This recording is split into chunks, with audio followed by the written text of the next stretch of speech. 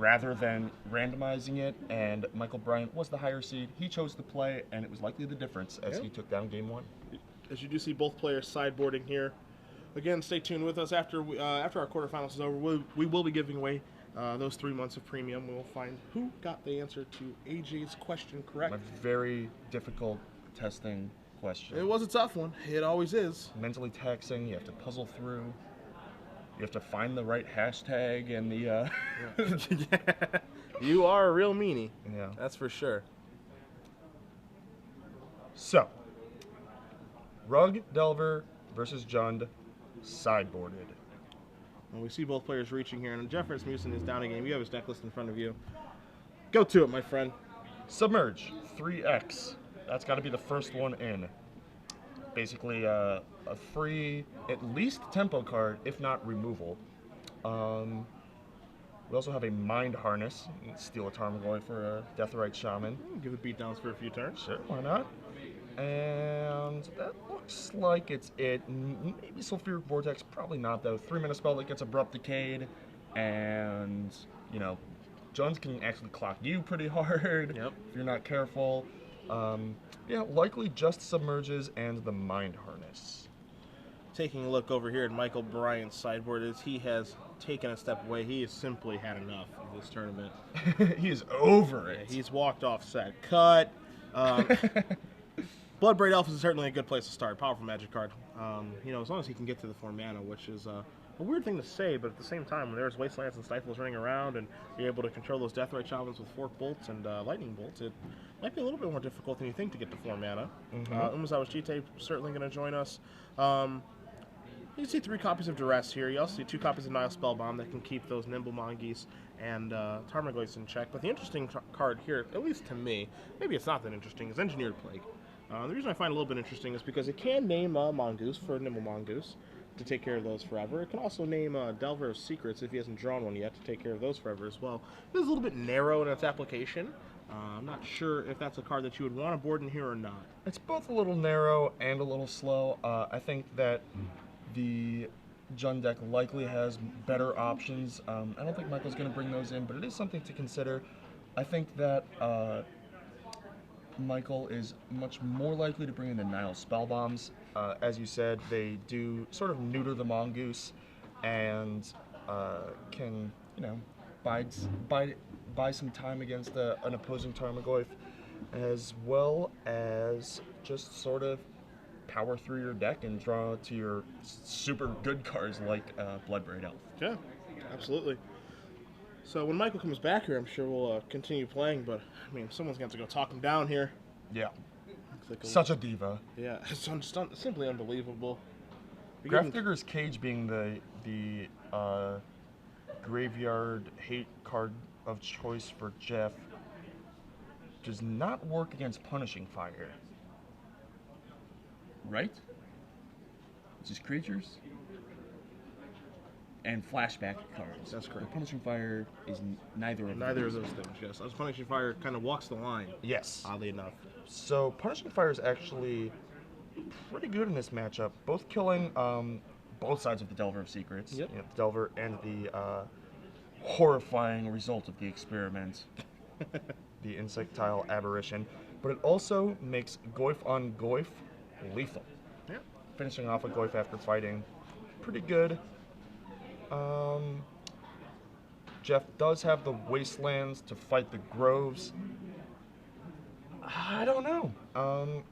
Yeah, I'm not terribly surprised that John's up a game here, but you know, in watching this in the past, and we've covered it multiple times. And one of the places where we actually saw a lot of this matchup was in Atlanta, where Tony Chu actually won with Jund. We had 3 Jund decks in the top 4 to go on with the Belcher deck. We saw a lot of this matchup with Rug versus Jund, and it was very close just all the way around. The decks interact in a lot of different ways, and there's a lot of interaction within the first 5 turns of the game. Yeah. Between Brainstorms and Pondering and Deathrite Charms and Abrupt Decays, cards are being just traded back and forth like crazy, and then it comes down to, does the Rug deck, draw some more deck manipulation in the form of Ponder or Brainstorm? Does the Jund deck draw enough mana? Does it run into Bloodbraid Elves and favorable Cascades? So it is very, very back and forth, and we just made it through a complete match with the Reanimator deck versus Nick Fit, which, you know, took a little while, and we've only got one game done here, so yeah, these games are certainly back and forth, and they do take a little while here. Absolutely. I mean, both decks are trying to create a somewhat poverty-stricken game state, you know, where neither player has a ton of resources. The Jund deck does that by using super powerful 2-for-1s and then trying to hope that it has, you know, a couple extra cards left over at the end of it, while the Rug Delver player is using more tempo-oriented cards and a lot more 1-for-1s to create that game state, and is looking to push a life total advantage and a board presence advantage as you enter that sort of the resource light end game.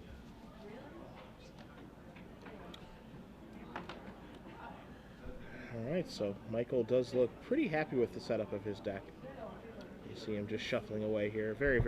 He was very, very happy to make top 8, so I'm very happy for him. Yeah. You know, after he won his match in round 8, you could tell he was completely just stoked. Yes, very emotional response to making top 8 and being up a game. You know, he's all smiles, and why not? Yeah, it's hard not to be happy. So we'll see if the Jund deck, Bloodbraid Elf and all, the Boogeyman, I'm gonna have to ban it from Legacy too.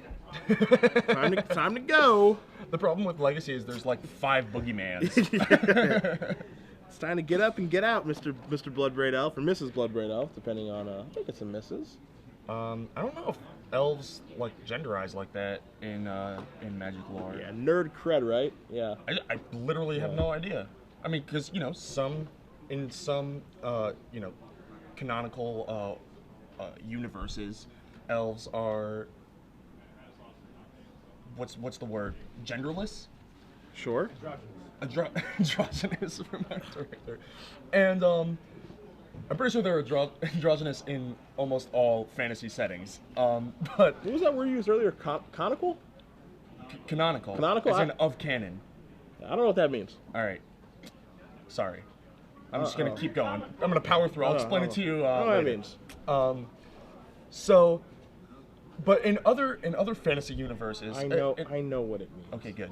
In other worlds, in other planes, if you will, elves are genderized. Oh. And you know. So in the Magic world, who knows? Yeah. Well, I mean, I'm sure lots of people know. I'm just not one of them. And if you do, at SCG Live, hashtag SCGKC.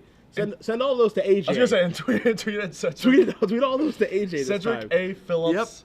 Yep. Tweet everything you can at him. If you have any cute pictures of your dogs, he loves puppies. Love dogs. Just send him as many pictures as you would like of your dogs. Cats. He likes cats too. Allergic to cats. Babies. A rock. If you find an interesting rock on the street, take a picture. Tweet it to Cedric. Cedric A. Phillips. He would love to see all of your asinine, inane pictures. I would love to see them all. I would be very happy. It would make my day. So, perhaps pictures of airplanes being delayed, just like flight statuses of airplanes being delayed. I would love that. Those are his favorite things. Yep. Flight delays. He sings songs about how much he loves flight delays and cancellations and reroutings. I've seen this before. You know what this is? This is a healthy shuffle by Michael Bryant. I thought it was the freeze out. This is bordering on. The only player that I've ever seen shuffle infinite before is like Josh Hutter-Layton. He does shuffle a lot. He shuffles a lot. And he shuffles very uniquely. Yes, he does. I don't know anyone that has the same like shuffle. I don't know, hand mechanics. Arrangement. Yeah, mechanics. Yeah. Thank you. I don't know anyone who has even remotely similar mechanics to Josh Hutter-Layton. Like, what if Michael just has the mulligan here? Are we just in for the hard lock here? Just another. Dude, I think it's 5. He is mulliganing. Oh, he's going to 6. That is what he's doing. Okay. I'm in for just another hardcore shuffle sesh here. I like Jeff. Just like, I'm not gonna be out shuffled. Challenge absolutely. It's the mind accepted. games. Yeah. Mind games. Look at him looking into the camera. He knows exactly what he's doing here. It's an actual shuffle war. Kibler, you ain't got nothing on this. Shuffle off. Yeah. Shuffle off. Yeah. You have absolutely nothing on this, Brian Kibler. Cue the LMFAO. Or don't. Either's fine. Cue the yakety sax. How about that? Oh, no, that would be a dream. One day this stream will have Yakety Sax on cue. For those of you guys wondering at home, if you are Florida Gulf Coast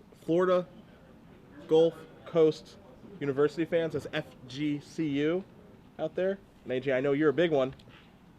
Yeah. They are busting more brackets. Oh, sports ball. Sports ball. They won Yes. again. Yes, the sports I've ball. heard via Twitter they were victorious yet again. So Did your you bracket, see that ludicrous display last night? your bracket was busted once they beat Georgetown, and it's broken even further now, as we have Jeff underway here. Scalding Tarn's going to bring him down to 19, and we'll see if he's going to start with a Nibble Mongoose, perhaps a Delver Secrets, maybe something as simple and broken as Ponder.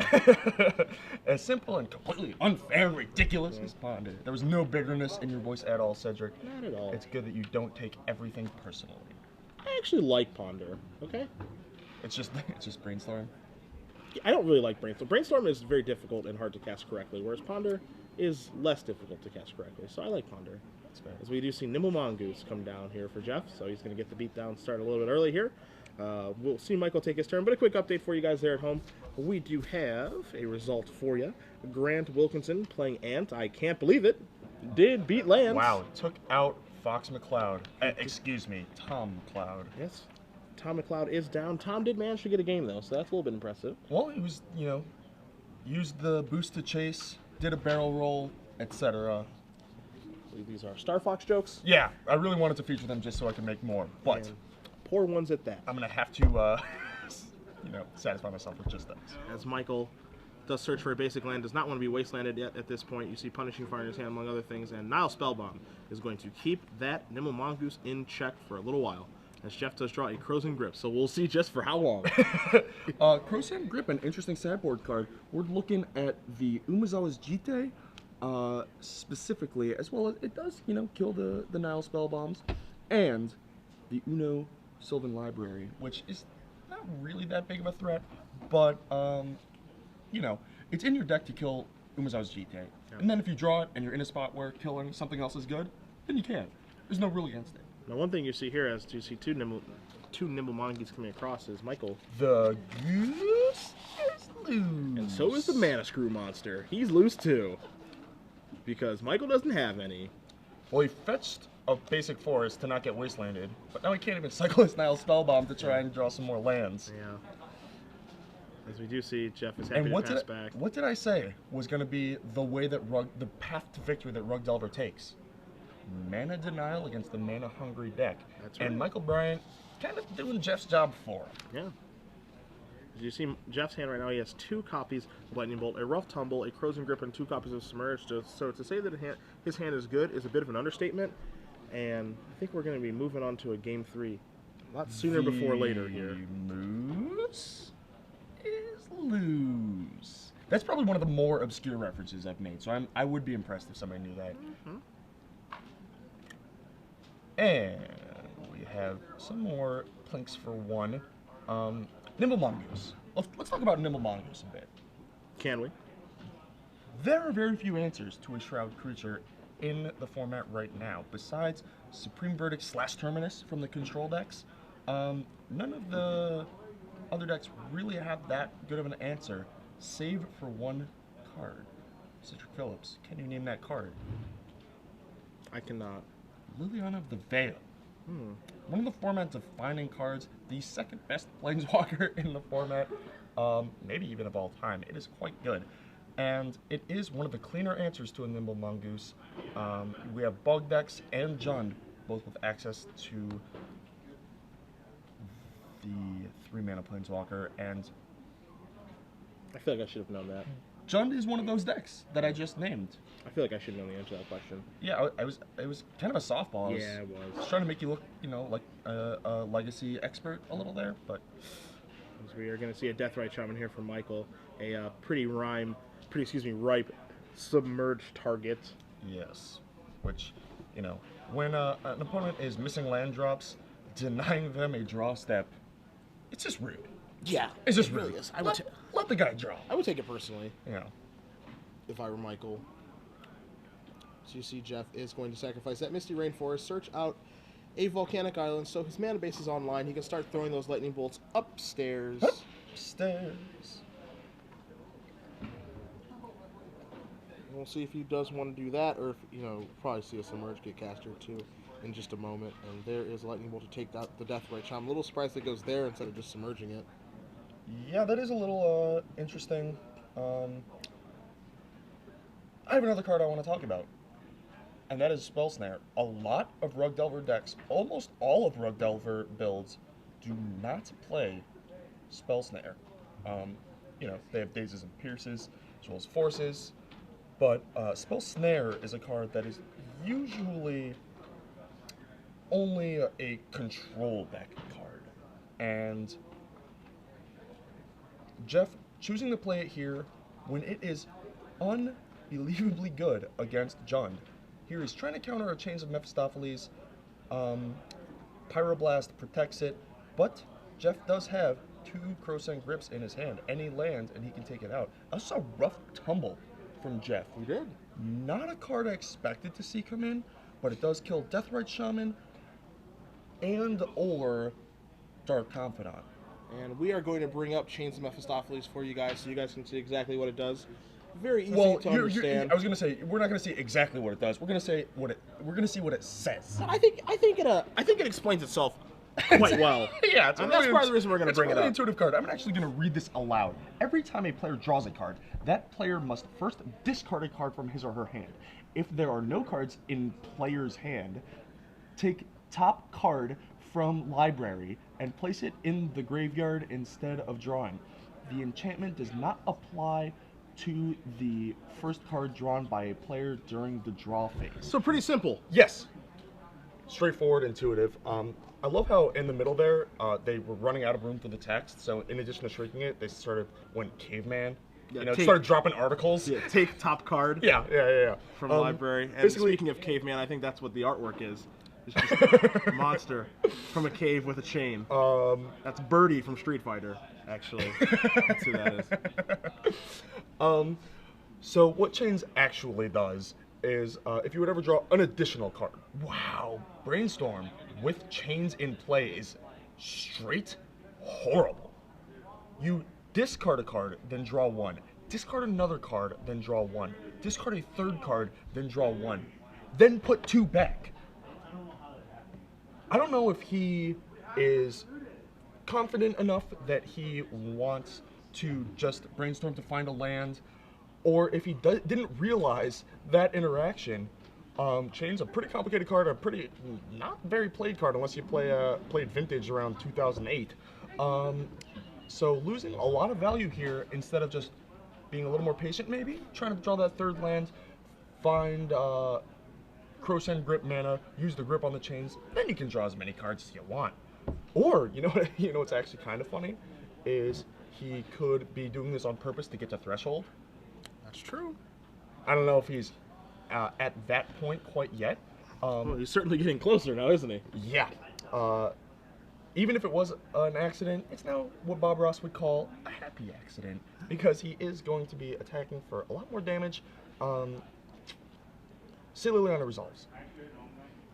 Most time goes bye-bye.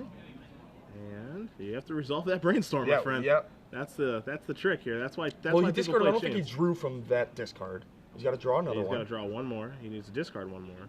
Now he discards again and draws again, then puts 2 back. So rather than me trying to explain in I was going to say layman's terms, but in English, what Chains actually does, you got to see an example there, which is really the best way. Especially how we drew it up. Yeah. You're going to see a stifle here. Stifle on the edict. That's exactly what I was going to say. You stifle the edict. You have Threshold, and I think he has the Lightning Bolt to finish it off. Yeah, very, very close to Threshold right now. As you see Submerge. He has to have Threshold, or otherwise he would. There's a Lightning Bolt going upstairs. I think that gave him Threshold. Yeah, that gave him Threshold, and that's going to be a wrap. I'm not sure if Jeff made a mistake and that was a happy accident, or he looks like he missed that interaction, but then accidentally killed his opponent. I'm not sure if it was an accident or not. I think it's actually a pretty cool line. I mean, it's a way to get cards in the graveyard. Yeah, if he drew it up that way, that is pretty awesome, because, Michael Bryant had to use his Nile Spellbomb for minimal value, really, just to cycle, because he was missing land drops, and Jeff let him turbo fill his graveyard. It's like Michael allowed him, air quotes there, to thought scour himself a bunch. Yeah. So does that mean that chains of... Yeah, he just gave the camera a thumbs up. I gotta feel like that was an accident that ended up with his opponent dead. Hey, a lot of text on that chains. It is not in a language that is familiar to me. No. It is printed in English, but that does not mean that it is English. It is Legends Ease is what that language is. I remember seeing Josh Ravitch is the first person I really saw play that card. He was playing it at Grand Prix Denver on his way to top 4. With the Jund deck. Yeah, with the Jund deck. And when he was playing that, I saw it in the sideboard, and I started laughing. I said, "What does this do?" And he said, "What do you mean?" I said, "What does this do?" I'm not reading this. And he gave me a breakdown, basically said it makes Jason Mind Sculptor a lot worse. Yeah. And I said, okay, that's a good answer. And Brainstorm. Yeah. I had at the last Star City Games Invitational at like 3 in a million, just the worst record ever, playing for not dead last. I played against the mono black player and did indeed have to ask for the Oracle of that card. Fast forward to Las Vegas a little over a month ago, I think. I was playing a bit of a brew.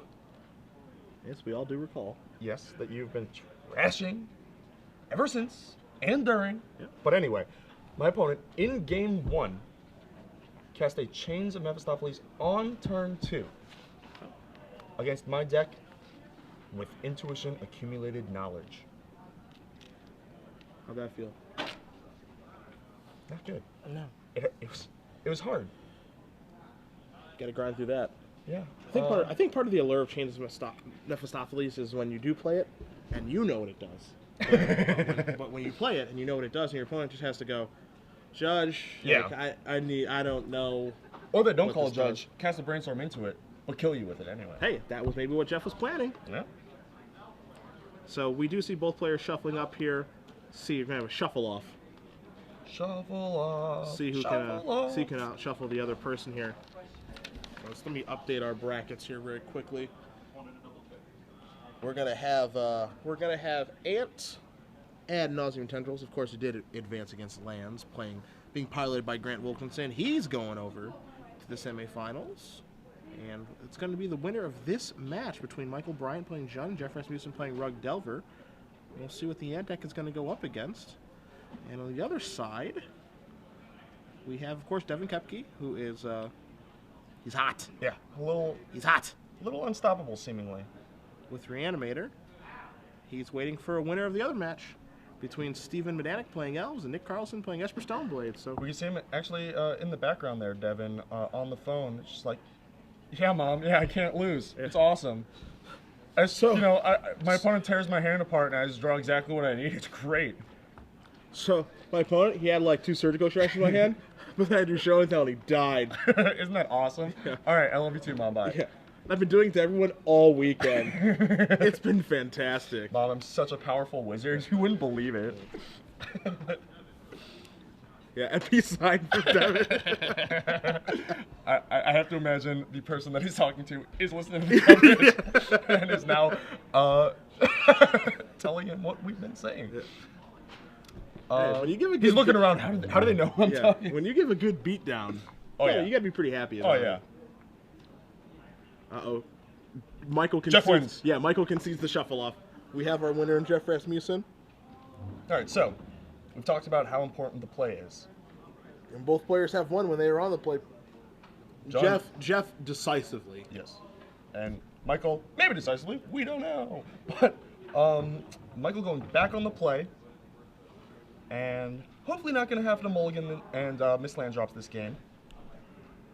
Being on the play for Jund, besides being a step ahead, is also very important to be able to fetch before Stifle and to play your 2 drops before Wasteland and other such things. Being ahead on curve, a little more important here than it may be otherwise. Michael, unfortunately for him, going to 6. Jeff looked like he was put up a finger, thinking for a second. Nope, he is going to keep. Well, at least one player's happy. Looks like we might have an update from another table. We do. We have Nick Carlson. Esper Stoneblade defeats Elves just like you thought he would. I'm a genius. So Nick with Esper Stoneblade, the legacy mainstay, is going to be playing against Devin Kepke and his Reanimator deck. And if I was Nick, I would be scared to death. Shaking in my boots. Look, here's the thing. In all honesty, as great of a game as Magic is, obviously, when a player is running hot, you want to get out of their way. Yeah, rushes happen. Yeah, that's Rush, the honest truth. Thing. You want to stay out of their way if you can. And Kepke is on, he's obviously playing well, but he's on a bit of a heater. Yep. As we've seen his draw steps, and they've been good. Quite good. If I was Nick Carlson having to derail that train on my way to a title, I'd be a little bit scared. Yes. You see Kepke rolling up his sleeves over there on the screen. Where's Nick Carlson? Where is he? I'm ready. Show him what Grizzlebrand can do. As we are continuing the shuffle off here. Do you think these guys are on camera? They just know that they're having a shuffle off just to drive everyone insane at home and here in the booth? No, I think it's if anything, they're having a good time. They're chatting, they're laughing. They're having more fun than once the game starts, they got to go game faces. You gotta focus. You gotta, I don't know. Stop shuffling. Yeah, that's just a theory. Josh Layton's probably very happy right now, right? Josh Layton, we need like a video of him shuffling. If you haven't seen it in real life, you just like wouldn't believe the way that he does it. It's very very unique. The man was meant to shuffle a deck. As we are underway here, Game 3 of the quarterfinals. Michael Bryant, Jeff Rasmussen, Jund versus Rug Delver. Verdant Catacombs gonna knock Michael down to 19. Fetching the basic to get around the wasteland that Jeff does indeed have. And a card that I do want to talk about again, even though I did mention it briefly last game. Rough Tumble. Rough/Tumble. Although we're mostly looking at Rough here. Yeah, we are not looking at Tumble. Is that worth it, do you think? I think it is worth it because I think it's very easy for Jeff to get a 2-for-1 with that effect. He can take care of a Deathrite Shaman and a Dark Confidant, I think, fairly easily just with that card. Or even, Deathrite Shaman plus the Bloodbraid Elf. I think that there is going to be... I think it's going to happen more often than not that it takes care of 2 cards. Sure. So I think having a 2-for-1 is perfectly worth it. 1-for-1's like on curve Dark Confidant. You're also happy with that. Yeah. If that was any other card that didn't kill the Dark Confidant, you were probably just dead. Yeah. Now we're going to see Nimble Mongoose here from Jeff, and he's going to pass a turn. Deathrite Shaman is going to keep nice control of the graveyard here for Michael while also accelerating. You see why Deathrite Shaman, one of the best cards in Legacy upon its arrival. It has been a format-defining card.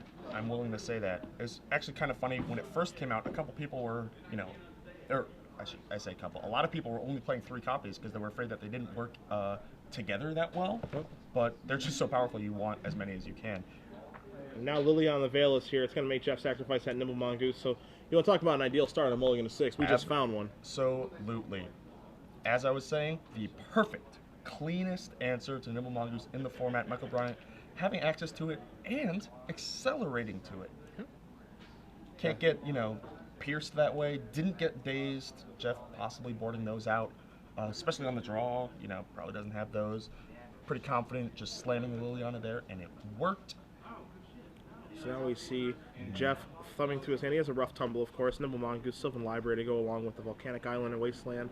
And another fetch land in there as well. I think there's one card in there that may be a mystery, but he's trying to figure out how he wants to craft a game plan here. And that's going to be a little bit difficult because his hand is going to be under attack now. Yep. And when the hand goes under attack, that means Liliana can take care of the creatures. And Rod Delver doesn't have a lot of them. Only does have 12. That is true. That is very, very true. And we are leading with Volcanic Island and Tramagoyf. This is the game plan. Yeah. So we see a 2/3 Tramagoyf there because of the Verdant Catacombs and the Nimble Mongoose. The Kurtgoyf? Yeah, it's going to do its best Kurt Ape impression. A Lone Goyf? Just Tarmogoyf. As we see, I think we're going to see a Bloodbraid Elf, my friend. Spin the wheel! Cascade. Shrink. 1, 2, Tarmogoyf. First things first. Here we go! Him. That's a hit. Quite strong. Well, Rough Tumble. We talked about it. Would be quite a good, not him card. Yeah, Rough Tumble is the card that Jeff is saying, please don't hit, please don't hit. It would not only kill both the Bloodbraid Elf and the Deathrite Shaman. Ooh, brutal. that would have allowed the Tarmogoyf to kill the Liliana the Veil, which would then also pump up the Tarmogoyf. That would have been a huge sequence, but instead, Jeff gets tagged. The Rough Tumble gone, along with the Nimble Mongoose, which he could have sort of tried to use to maybe swarm the Edict effect and keep a creature around. Instead, he's got a couple lands in his hand. Ooh, lightning bolt. He does draw a lightning bolt, so I think it might be time to lightning bolt that Bloodbraid Elf and take care of that Liliana. Absolutely, we are. It's not the 2-for-1, basically 3-for-1 that the Rough Tumble would have been, but you know, kill Goyf, kill Liliana. Pretty good turn. Okay, or, I'm sorry, kill Bloodbraid Elf, kill Liliana, waste your land. It's not too bad. Yeah, so he's actually. He has waste Sylvan Library. Yeah, he has both Sylvan Library. So this is actually a really good turn for him. He's going to actually be able to put everything into play, use all of his mana. Goyf is going to become a 4/5, and now we're going to see what Michael can draw. That was a very nice turn. Yeah, that was a really, really good turn there. Really, pretty good comeback from a pretty nice turn by Michael. Again, we expected these games to be swingy back and forth. Yeah, swingy and it right now. Grindy top deck mode. I mean, that's what both game plans both decks kind of sort of aim to guide the game towards. And wow, Pyroblast, Dark Confidant with Deathrite up. Whew. Not so bad. Just hit after hit after hit. Both of these players, both these decks, really firing on all cylinders. Yeah, we're going to be going back and forth. Interesting tapping there by Michael. I think he's trying to either gain the life with Deathrite or use the Deathrite to cast the Pyro. Okay. He's also masking his Pyro a little, which I don't know how relevant that is, but you see the cards there for Jeff. He has a Spell Pierce, a Stifle, and a Submerge. He's going to take 4, peel 1 off there. Wasteland that Grove, and that's why you use that. Okay, that makes Absolutely, more sense. the Wasteland was already in play from the Sylvan Library. Here comes your 5/6 beater. Taking 5. Let's see if we're going to pull the trigger on that Submerge. And we're not. Gain 2 lives. And now will be a good time to Submerge, but you see him elect not to do that again, so... You know what it is he... Oof! Well, that's a little awkward. But what he was hoping to do was have Michael Bryant crack a fetch, say, Submerge the Dark Confidant in response, shuffle it away forever, rather than just using it as tempo play. I understand the logic behind that, but I think with a 5/6 Tarmogoyf and a Sylvan Library, it's alright to just take the tempo play there. Yeah.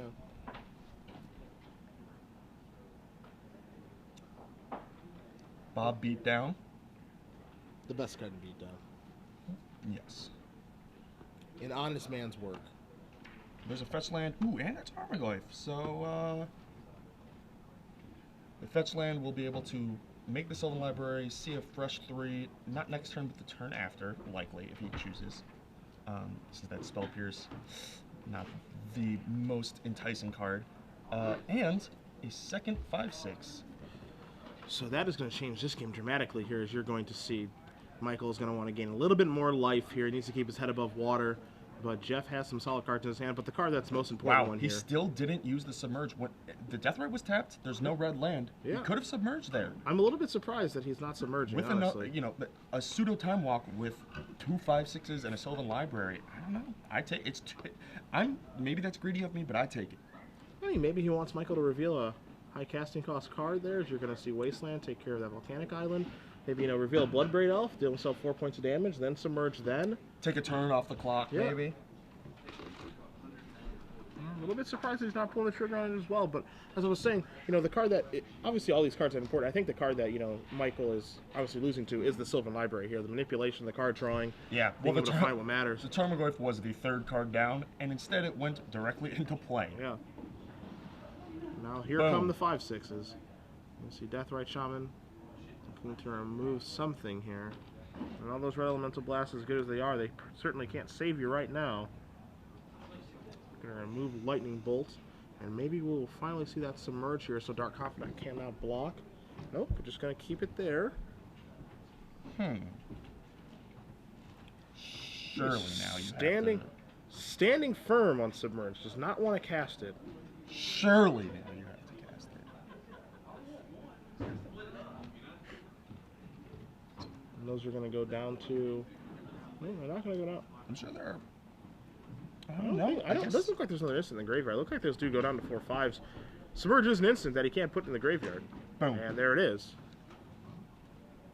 And there's a that concession, is the which is match. not much of a surprise to me. I figured that eventually Submerge would draw the concession, and it does. So, Jeff Rasmussen does win 2-1 with Rug Delver. Michael Bryant I'm sorry. taking down Michael Bryant playing Jund. So Jeff will move